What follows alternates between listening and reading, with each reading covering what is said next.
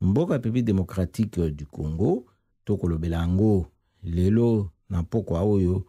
na ntango oyo tozwi oyo tokende te na ngonga ya 20h oyo tokolobela mingi oyo tokososola mingi eza likambo ya publication ya calendrier électoral oyo esalamaki dimanche 5 novembre na CENI. Tokolobela quelques réactions na baaction oyo kokozali na yango pe tokolobela likambo ya mot d'ordre. Mot d'ordre eza nini, ekozala ya nani, epona nini, ena ntango nini. Yango tolingaki tosala yango na ndenge ya lisolo mpona tomoni ete eza na baconfusion ebele na bato mingi oyo toyebi te, toyebi na kati na bango badongolo miso bazali oyo bazali kosa ete babungisa bato makanisi ya malamu. Yango wana tolingaki pe tokaba na bino na bokuse oyo ndenge nini tokoki kotalela makambo yango na ndenge elongo bani. Eza lisusu news te pe mpona biso ezalaki pe événement te. Publication ya calendrier électoral mpona baélection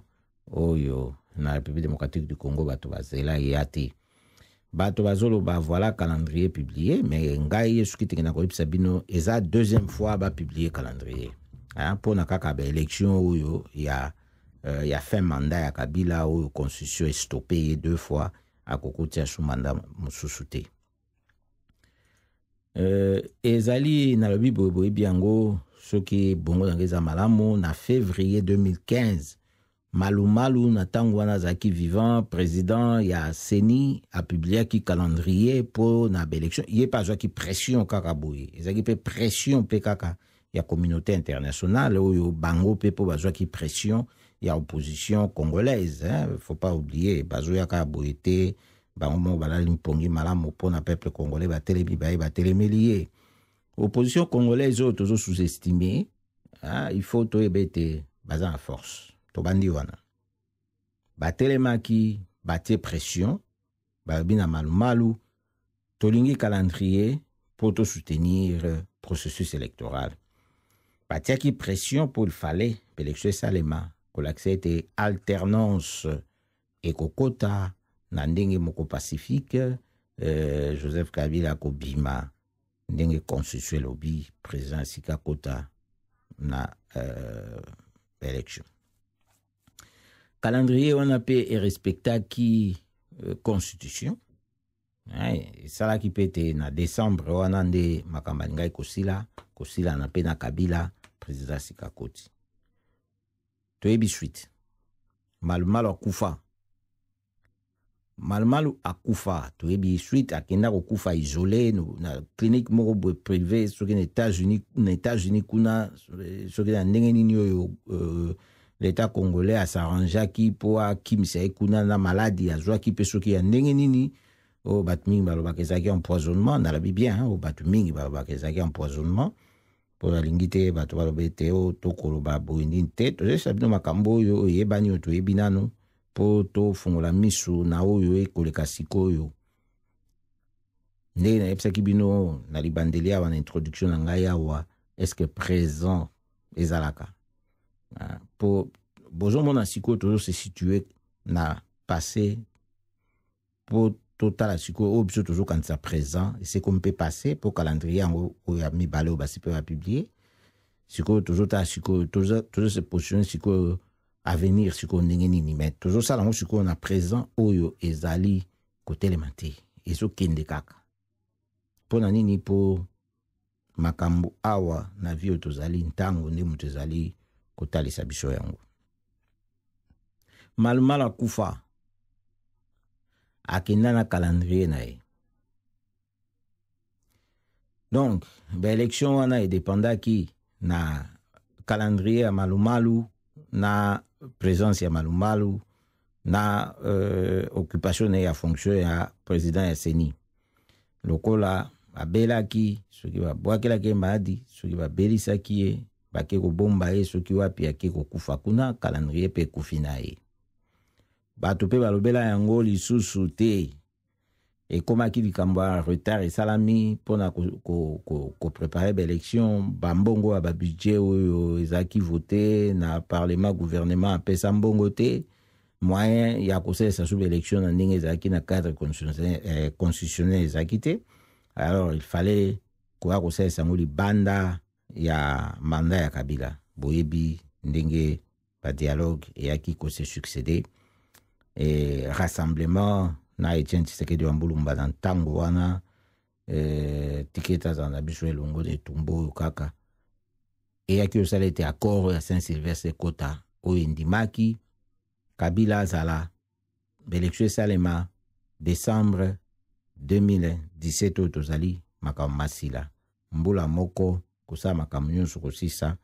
et tout le monde était d'accord bamsu bakomaki sous réserve bamsu bakomaki boye kasi ntango basignaki yango tout le monde était d'accord et puis bakoma koloba ete baza na kati ya application ya Saint-Sylvestre boyebi ndenge basomba bato na corruption tokokota bozindo wana te bolenga nkoye consort na bachibala toye sikoyo balingai kopesa calendrier électoral te Kabila so batuni abande koloba ye mta ko organiser l'élection te ezali seni et seni soki batuni azoloba ke volonté politique donc tout ça ba mikete toyebi ezali Kabila alingi olongwa te na batuna ye yango wana ma seni abana oselo te tomoni mwasi oyo aye oyo mamo américain oyo batindaki ye na Trump président États-Unis po aya koyebisa Kabila ete tolingi l'élection année prochaine na seni a publié calendrier wana niki ale nde aye koloba bongo poso moko eleki calendrier ebimi lelo mende a félicité chef de l'État na yete voilà Kabila za légaliste calendrier bimi alingi l'élection salema to kamwe po même mende wana ba Kabila balobaki ete eza chef de l'État te ndi mutaza mutu akoorganize l'élection eza présidence de la République te ndeza organe qui organiser l'élection lelo calendrier bimi ya seni bango bazali ko se féliciter donc ezola que ça a été ba pesi biso raison ndenge tolobaki eza Kabila mutu ablokaka processus oyo parce eza nango eloko pe ya kobomba te yebani mais bango moko sikoyo omoni mutu soki azotambola na buzoba akoyeba te po soko mesani kotambola bolumbu na libandeli ta mosusu okosegene moke mais soki omoni ke bato mpe basi bayebi bolumbu na yo eza so eloko ya spécial te soko ozoleka mpe ta mosusu baotala na bango mpe yo te ti okoya kobosana ke ozali bolumbu mais nzoka oza bolumbu na bato asika oyo bamonaki yo te babana omonaka yo ka oza bolumbu mpe ozalaka bolumbu nde omoni biloko bango bazosala yango oyo seni sikoyo apublie calendrier na ye lokola balobaki élection ezala na 2018 bon atosi baaméricain abangi azwi calendrier yango oyo waya eza eloko biloko toloba lokola na lingala nde toloba bakineli bino yango sikoyo yango oyo al basarrange nde basarrange wana po élection esalama na décembre 2018 le 23 décembre 2018 lokola toboyaki tolobi banyokola peuple te na date ya le 24 na le 31 décembre babangi baye kotia le 23 te ezalaki nde likambo efaye batia yango na elanga na periode wana elanga po eza na ntina te koumisa wana eza kaka lolenge na bango ya kosala ete po bati siko prestation ya serment ekozala siko na janvier wana tokomi na 2019 lolenge na bango ya kokosala ete na ntango kaka retard bakosalisa na calendrier na bango tolongwe mbala moko na 2018 tokoti na 2019 bon wana ezali eloko ya liboso oyo totalisi kaka na calendrier yango moko ndenge esalemi sans que toloba nanu ete soki crédibilité eza na calendrier wana to te. Donc na ntango boyoki déjà toyebi boye bino moko bozwi réponse boyebi ke mpo na biso calendrier wana eza na crédibilité ata moke te. Et surtout il faut susu na ntango ezodépendre kaka na ye moko président ya CENI ndenge topesa bino exemple ya malumalu ndenge elekaki toyebi te soki likambo ndenge wana se répété soki calendrier wana ekozala so applicable na ndenge eza wana to ya koya nsima ekoka epasa susu ya calendrier yango tozotalisa bino sikoyo na likama calendrier tolobi na bino eza crédible te toke na baréaction bato mosusu bazoloba ete non calendrier wana eza consensuel te il fallait esalama na consensus baparti nyonso basolola baza mpo bamisa calendrier ndenge basala yango bango moko wana donc c'est-à-dire CENI na kabine na bato na ye eza malamu te baso bazoloba non batia yango mosika fallait ezala na juin fallait ezala na juillet 2018 soki totali no na baréaction ya bato oyo bisika ndenge baza koba boye tokoloba mpe ntango mosusu mpe malamu mpona bato mpe bayeba bazala mpe na idée lokola monsieur Alphonse Ntumba Lwaba ya Debout Congolais Bâtissons ye alobi likambo ya calendrier ye Ntumba Lwaba alobi ete eza calendrier CENI publié ezali unilatéral et moins transparent. Bon, il y a mouvement citoyen Debout Congolais Bâtissons. Bon, rassemblement à lobby c'est qui élection ça les mandé en juin 2018. Kuna ba décembre on a té et que musika bazan en d'accord té. Ezapé na bato sous ba parti musu popé ba bino c'est qui juillet sous ba bibo sous ba ndenge sous boy. Nde to ko sabino ke likambo ngo yo ezali déjà wandenge bandi toke bapo bato ya côté ya mouvance présidentielle bazane sengo babandi ko bina le quoi yemo kaka numéro 1 o ya publié calendrier o boye nanga ye corne nanga abandi ko bina po alobaki ke bato nyonso tu ba sunga pona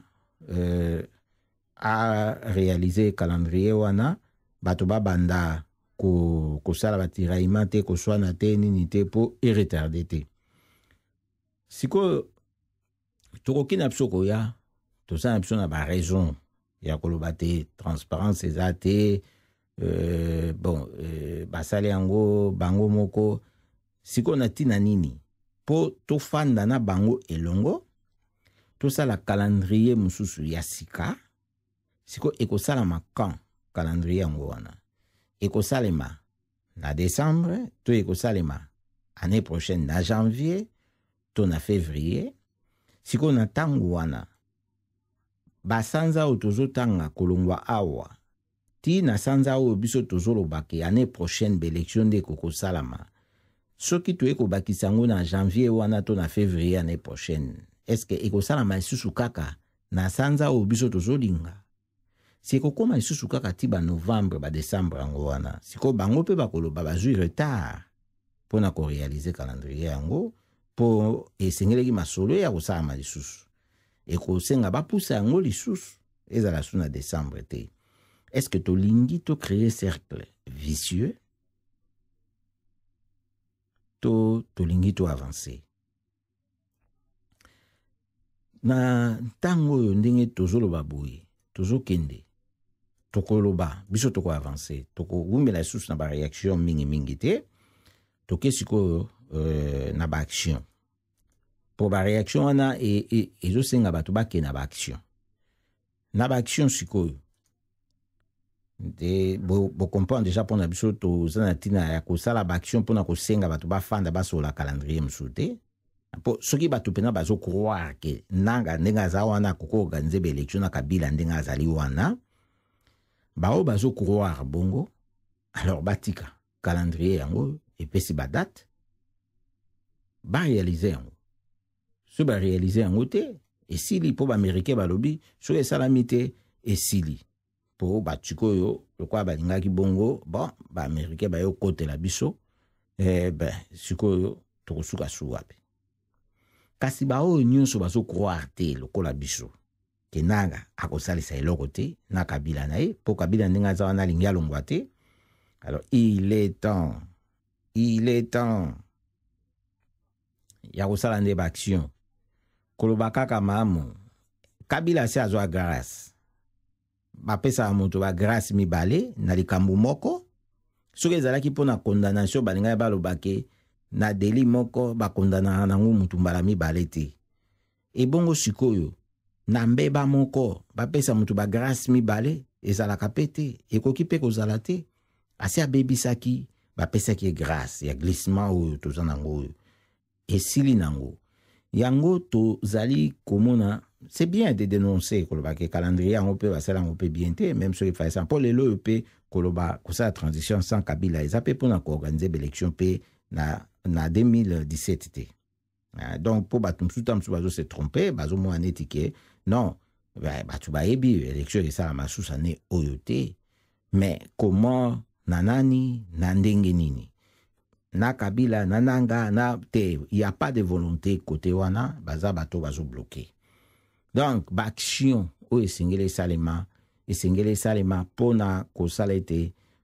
kolongo la basomo wana, oyake, kolongo lango,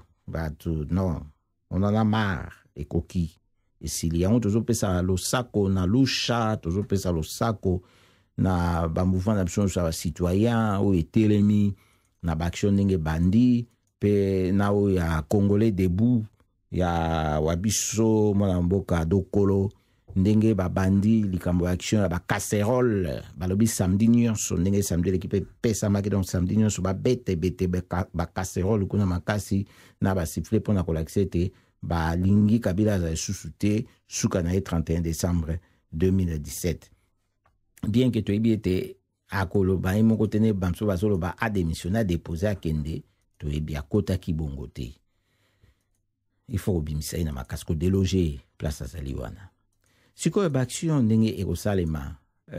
mot d'ordre ekopesama ekozala mot d'ordre nini nani akopesa mot d'ordre pourquoi esika nini ntango nini mot d'ordre se pesama boyo kaka epesamaka bato nyonso baza kopesa likambo zo la confusion lelo soki mutu tel alobi le peuple abima sa mouvement tel sengi un peuple à protester à contester à manifester na ndenge surtout bazo senga wana bato bazo mona encore confusion oui ezana ba dirigeant mususu bazo ngo créer pe confusion o bazo ka soki ba moni basusu basala appel ba on peut basala po ba on peut zaki ba on basala ki au lieu ya ko unir ba force na ba on basala appel moko ba ko répéter en haut plusieurs fois.